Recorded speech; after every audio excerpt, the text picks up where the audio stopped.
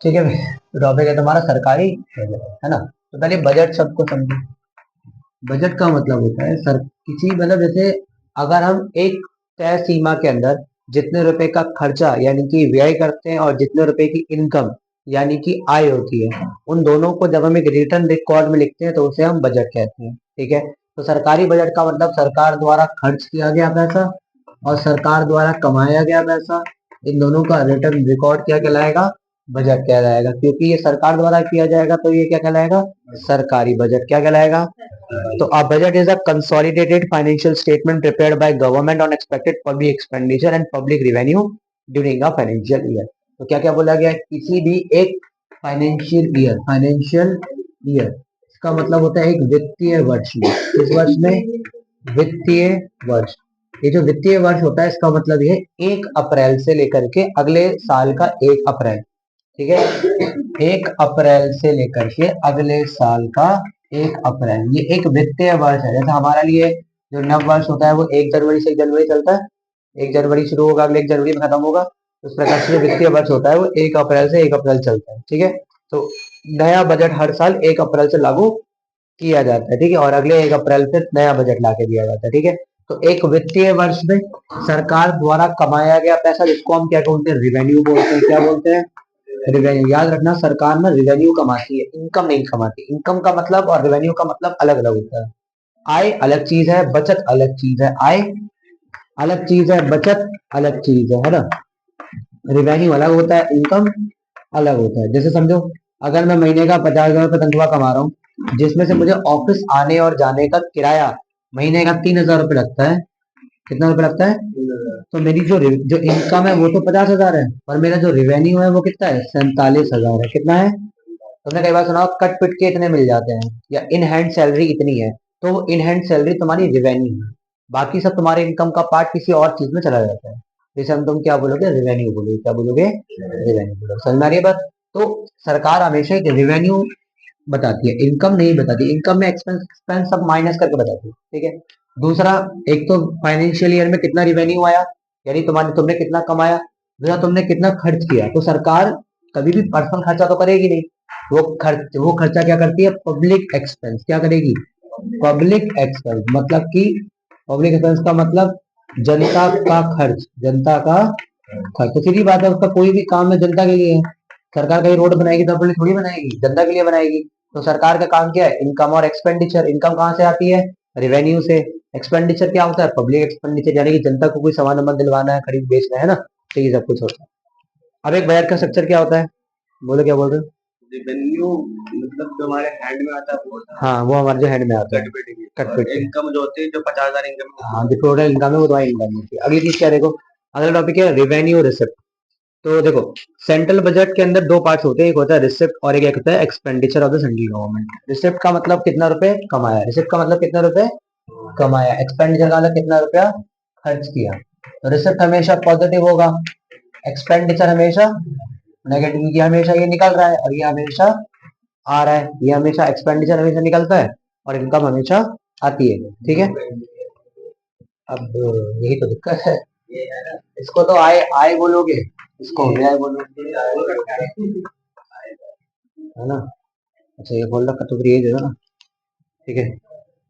आय, इसको बोला गया है प्राप्तियां। क्या बोला गया है इसे? प्राप्तियां और व्यय। इसको बोला गया है प्राप्तियां, इसे बोला गया है व्यय। ठीक है। प्राप्तियां और व्यय, कितना रुपया मिला, कितना रुपया दिया। पहला टॉपिक क्या है भाई? कर राजस्व। क्या टॉपिक हो गया? कर राजस्व। कर राजस्व क्या चीज होती है? देखो, अगर कोई पूछे सरकार का इनकम का सबसे मेन सोर्स क्या है, तो सर सीधी सी बात है, टैक्स। क्या है सर जी? तो कर राजस्व का मतलब क्या हो गया भाई? टैक्स कलेक्शन, है ना। तो सरकार को जो भी पैसा टैक्स के रूप में मिलता है उसको वो कर राजस्व कहते हैं। ठीक है। इसके अलावा कर भिन्न राजस्व, एक तो होता है भाई जो टैक्स से पैसा आ रहा है और एक जो टैक्स के बिना आ रहा है। तो कर भिन्न राजस्व, एक पैसा कहाँ से आया? एक पैसा कहाँ से आया? बिना टैक्स से। अब बिना टैक्स के सरकार कैसे कमाती है? सरकार ने कोई चीज बेची, किसी चीज का ऑप्शन किया, कोई नई चीज लॉन्च करी, उसका पैसा ले लिया। सरकार ने कोई ऐप रिलीज किया, वो ऐप डाउनलोड करने पर नेट का जो भी पेमेंट जाता है वो सरकार को मिल जाएगा, है ना। तो ये चीजें होती हैं। अगला क्या है? पूंजी प्राप्तियां। अगली क्या है?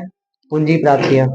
पहला हो गया राजस्व प्राप्तियां, दूसरा क्या हो गया पूंजी, दूसरा क्या हो गया पूंजी। पूंजी प्राप्तियां में क्या क्या आ जाएगा तुम्हारा, पहला आ जाएगा ऋणों की वसूली। ऋण मतलब होता है उधार, ऋण मतलब अब जैसे उधार दिया किसी सरकार ने और इनकम आई किसी और सरकार के टाइम में, तो उधार की क्या हो गई, वसूली तो हुई है, तो उसका भी पैसा मिलेगा सरकार को। दूसरा और कोई प्राप्तियां मिल जाती हैं, कहीं से उसको इंटरेस्ट मिल जाता है, ठीक है। तीसरा उधार और अन्य देयताएं, कोई अन्य देयताएं यानी उधार के अलावा और कोई चीजें कहीं से मिल रही हैं, कोई प्राप्तियां।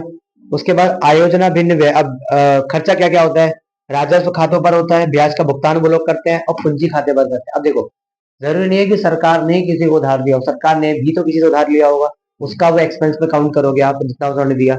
दूसरा पूंजी पर जो उनकी इनकम है उस पर वो टैक्स देंगे, चाहे चाहे वो किसी ऊपर वाले को दें। अगला सरकारी खर्चा हो गया, इसमें पूंजी परिसंपत्तियों के सृजन हेतु अनुदान हो गया। राजस्व का घाटा हो गया, जरूरी नहीं है कि सरकार कुछ भी करे तो प्रॉफिट नहीं जाए, सरकार को भी लॉस हो सकता है। राजकोषीय घाटा और प्राथमिक घाटा, तो ये सारे मिला करके आपके क्या होते हैं, इनकम और एक्सपेंडिचर। क्या होता है ये, इनकम और आय और व्यय, आय और व्यय। अब एक एक करके समझो। देखो प्राप्तियां दो प्रकार की होती है, राजस्व और पूंजीगत।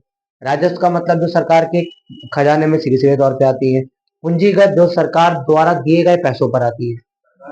सरकार पैसे देती है, किसी को उधार देती है, ठीक है, उस पर आने वाले पैसों पे आती है।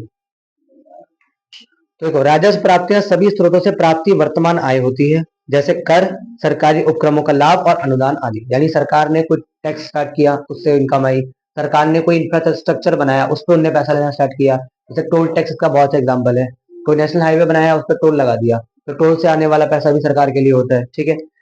उसके बाद राजस्व प्राप्तियां में कर राजस्व हो गया, मतलब सबसे पहला टैक्स। कर जनता और फर्मों द्वारा देश की सरकार को बदले में बिना किसी प्रत्यक्ष लाभ के किए जाने वाला एक वैधानिक तथा अनिवार्य भुगतान होता है। अगर आपको कोई लाभ हो या ना हो, आपने प्रॉफिट अर्न किया हो या ना किया हो, कमाया हो या ना कमाया हो, एक टैक्स है जो आपको देना ही देना है। जैसे कौन कौन सा टैक्स हो सकता है, आपको जो आपकी जमीन है उस पर टैक्स आपको देना ही देना है, जैसे आप हाउस टैक्स कहते हो। अगर आप ऑफिस चला रहे हो तो कॉर्पोरेट टैक्स होता है, अगर आप फैक्ट्री चला रहे हो तो इंडस्ट्रियल टैक्स होता है। ये आपको देना ही देना है, चाहे आपकी इंडस्ट्री चल रही हो चाहे नहीं चल रही हो, ये टैक्स आपको पे करना ही करना है। बाद में आपने जो प्रॉफिट अर्न किया उस पर आप टैक्स भरोगे, आपकी अगर इनकम है तो इनकम पे टैक्स भरोगे। तो ये सारे टैक्सेस बेसिकली सरकार के लिए इनकम का एक सोर्स होते हैं। अब कर कितने प्रकार के होते हैं, टैक्स कितने प्रकार के होते हैं, एक होता है प्रत्यक्ष, एक होता है अप्रत्यक्ष, एक होता है प्रत्यक्ष, एक होता है अप्रत्यक्ष। सिंपल है, अगर आप कोई टैक्स डायरेक्टली सरकार को पे कर रहे हो, जैसे जीएसटी है, अगर आपकी कोई फैक्ट्री है तो आप अपने सामान का जीएसटी डायरेक्टली सरकार को फिल करते हो, है ना। जैसे इनकम टैक्स की बात कर लेते हैं, ठीक है, इनकम टैक्स आईटीआर फिल करते हैं, उसमें हम अपने आप अपने हाथों से सरकार को पैसा देते हैं, ठीक है। तो ये तो प्रत्यक्ष कर हो गया, यानी सीधे तौर पर अगर आप कोई टैक्स सरकार को जमा कर रहे हो तो ये एक प्रत्यक्ष यानी कि डायरेक्ट टैक्स है। अगर कोई पैसा आप किसी सामान के थ्रू सरकार को दे रहे हो, सामान के थ्रू मतलब आपने एक बिस्किट खरीदा, उसकी विदाउट टैक्स कॉस्ट ₹4.5 है, पर आप दुकानदार को ₹5 दे रहे हो, तो वो 50 पैसे का टैक्स आप सरकार को दे तो रहे हो पर डायरेक्टली जाके नहीं दे रहे हो, वो आप किसको दे रहे हो, दुकानदार को। दुकानदार का अपना टैक्स लगा के होलसेलर को दे के आएगा, होलसेलर अपना टैक्स लगा के इंडस्ट्री वाले को दे के आएगा, इंडस्ट्री वो टैक्स सरकार को पे कर देगी।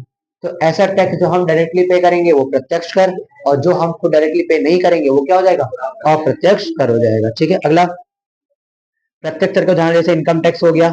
निगम कर, निगम कर का मतलब अगर आप कोई चीज बाहर भेज रहे हो, एक्सपोर्ट कर रहे हो, तो आप टैक्स लगाओगे। संपत्ति पे, अगर आपकी प्रॉपर्टी है तो आप प्रॉपर्टी टैक्स पे करोगे।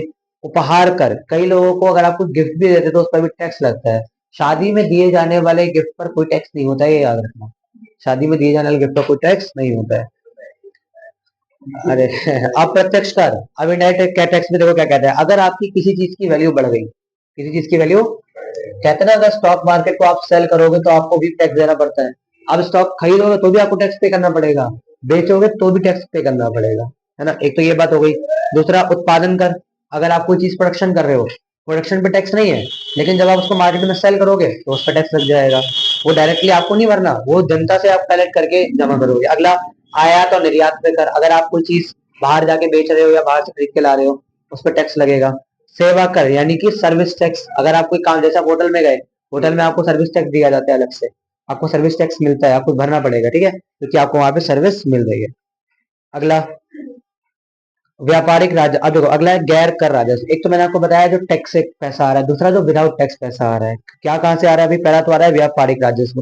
तो यह सरकार को जनता को प्रदत्त वस्तुओं व सेवाओं की कीमत के रूप में प्राप्त होती है, जैसे लोगों द्वारा विद्युत यानी बिजली, रेलवे, डाक टिकट, चुंगी आदि की सेवाओं के लिए भुगतान होता है। अब अगर कोई इंसान रेलवे यूज कर रहा है, वो पैसा दे रहा है कि नहीं दे रहा है? तो वो पैसा भी किसके पास जा रहा है? सरकार के पास, है ना। कोई अगर बिजली यूज कर रहा है तो बिजली सरकार बना रही है, तो उसका पैसा भी सरकार के पास। तो ऐसी कोई भी सेवा या ऐसा कोई भी बिजनेस जो सरकार कर रही है जनता के लिए, तो उसको जनता से क्या मिल जाएगा? पैसा मिल जाएगा। अब Delhi metro rail corporation DMRC है, ये सरकार के अंडर में काम करती है। तो मेट्रो से जो भी अर्निंग आती है वो सरकार अपने पास रख लेती है। मेट्रो प्राइवेट होती है लेकिन हमारे यहाँ नहीं है, यूपी में है। ठीक है। अगला प्रशासनिक राजस्व। इसके अलावा जब आप पासपोर्ट की फीस देते हो, ड्राइविंग लाइसेंस की फीस देते हो, आप कोई एजुकेशन पे फीस दे रहे हो अपने सरकारी कॉलेज वॉलेज में, है ना, कोर्ट की आप फीस दे रहे हो, सरकारी अस्पताल की फीस आदि के रूप में भी फीस जाती है, तो ये भी पैसा किसके पास जा रहा है? सरकार के पास। भले ही चाहे वो फीस सरकारी अस्पताल का पर्चा 1 रुपए का बनता है, इसी में दवाई 10 रुपए की मिल जाती है, वो अलग बात है। पर जो भी पैसा आएगा वो जाएगा किसके पास? सरकार के पास। आप जो जुर्माना भरते हो, आप जो फाइन पे करते हो, तो वो भी किसके पास जाता है? सरकार के पास। ठीक है। लाइसेंस और परमिट की जो फीस आप जमा करते हो, आप जब पीयूसी लाइसेंस बनवाते हो या अगर आप ड्राइविंग लाइसेंस रिन्यू करवाते हो, तो भी पैसा किसके पास जाता है? सरकार के पास। राजगमन वह आय है जो सरकार को उस संपत्ति पर अधिकार लेने से मिलती है जिसका कोई कानूनी उत्तराधिकारी नहीं है। अगर आपकी फैमिली में कोई आगे सक्सेसर नहीं है, आपकी डेथ के बाद वो सारी प्रॉपर्टी किसकी हो जाएगी? सरकार की हो जाएगी। ये भी आपको पता होना चाहिए। अगर आपको कोई प्रॉपर वारिस नहीं है तो आपकी प्रॉपर्टी अपने आप किसके पास चली जाती है? सरकार के पास। या तो आप वसीयत में लिख दो कि मेरा नौकर है, कि या मेरा एक डॉगी है, या मेरा जो है वो एक एनजीओ को मैं सपोर्ट करता हूँ, मेरी प्रॉपर्टी उसको मिल जाए मेरे मरने के बाद। और अगर आप कोई वकालतनामा नहीं लिखते हो, कुछ नहीं करते हो, तो आपकी प्रॉपर्टी सरकार की हो जाती है। ब्याज की प्राप्ति, यहाँ सरकार को ब्याज मिलता है। और सार्वजनिक उपक्रमों का भी लाभ। सार्वजनिक उपक्रम क्या होते हैं? जैसे गेल है, भेल है, इंडियन ऑयल है, ये जितनी भी कंपनी है जो है तो पब्लिक सेक्टर की, पर इनके ओनर प्राइवेट है, तो ऐसी कंपनी से भी एक पार्ट ऑफ इनकम सरकार को मिलती है। ठीक है। पूंजीगत प्राप्तियों की बात करें, ऋण जिनसे सरकार ऋण लेती है उनके दो स्रोत होते हैं। अब सरकार उधार लेती कहाँ से है? पहला होता है घरेलू ऋण। सरकार प्रतिभूति एवं कोष पत्रों को जारी कर घरेलू वित्तीय बाजारों से ऋण लेती है। अब यहाँ पे आपने एक चीज सुनी होगी, बॉन्ड। गवर्नमेंट बॉन्ड्स होते हैं। गवर्नमेंट बॉन्ड्स का मतलब है एक सरकारी कागज होता है। ठीक है। उस सरकारी कागज के बदले सरकार उठाती है लोन। ठीक है। अब इस सरकारी कागज के बदले सरकार उठाती है लोन। याद रखना इस कागज में कुछ नहीं होता है, ना तो ये कागज महंगा होता है, ना इस पर लिखी हुई की बात महंगी होती है। बस इसमें इतना लिखा होता है कि आप हमें 10 लाख रुपए का उधार देंगे और हम आपको इतने टाइम में ये उधार वापस कर देंगे, है ना। इसमें बस इतना लिखा रहता है। और अगर हम आपको ये उधार चुकाने में असफल हुए तो फिर एक शर्त लिखी रहती है कि ये शर्त हम आपकी पूरी करके देंगे। तो कुल मिला के इस प्रकार से सरकार क्या करती है, कुछ कोष पत्रों को जारी करती है, यानी बॉन्ड पेपर को जारी करती है, और उसके बाद वो उससे लोन ले लेती है। दूसरा होता है बाहरी ऋण, यानी घरेलू ऋण के अतिरिक्त सरकार जो होती है वो विदेशी संस्थाओं जैसे आईएमएफ यानी इंटरनेशनल मॉनेटरी फंड, अंतर्राष्ट्रीय मुद्रा कोष, विश्व बैंक यानी वर्ल्ड बैंक से भी लोन लेती है। जैसे आज पाकिस्तान लेता हुआ दिख रहा है। पाकिस्तान लोन ही तो बाहर से तो लेता है, उसके देश के अंदर तो पैसा बचा नहीं, तो वो लोन कहाँ से उठा रहा है? दूसरे देशों से, बाहरों से उठा रहा है। ठीक है। दूसरा क्या होता है? ऋणों की वसूली। अगर सरकार, अब देखो सरकार केवल लोन लेती ही नहीं है, लोन देती भी है। सरकार लोन किसको देती है? राज्य सरकारों को देती है। स्टेट गवर्नमेंट है, उसको मान लो यूपी की सरकार को 1 करोड़ रुपए चाहिए, तो वो सेंट्रल गवर्नमेंट से लोन लेगा, और लोन लेगा तो लोन रीपे करेगा तो परसेंटेज वापस करेगा जो इंटरेस्ट होता है। तो ये हमें देखने को मिलता है। अगला विनिवेश। सार्वजनिक क्षेत्रों के उपक्रमों के शेयरों की बिक्री। अब देखो, शेयर मार्केट का नाम तो सबने सुना है, समझ में नहीं आता हमें, है ना। तो जितने भी ये सार्वजनिक क्षेत्र होते हैं, सार्वजनिक का मतलब पब्लिक सेक्टर इंडस्ट्री होती है, गेल है, इंडियन ऑयल है, ओएनजीसी है, भारत पेट्रोलियम है, ये जितने भी ये पब्लिक है ना, तो इनमें सरकार टाइम टू टाइम पैसा लगाती है और इसके बदले सरकार को मिलते हैं इसके शेयर। ये शेयर सरकार बेच के भी पैसा निकाल सकती है। ठीक है। अब आ जाते हैं, बात करते हैं व्यय यानी खर्चे की। तो खर्चे कितने प्रकार के होते हैं? पहला तो होता है पूंजीगत व्यय व राजस्व व्यय, तथा एक होता है योजना व्यय और गैर योजना व्यय।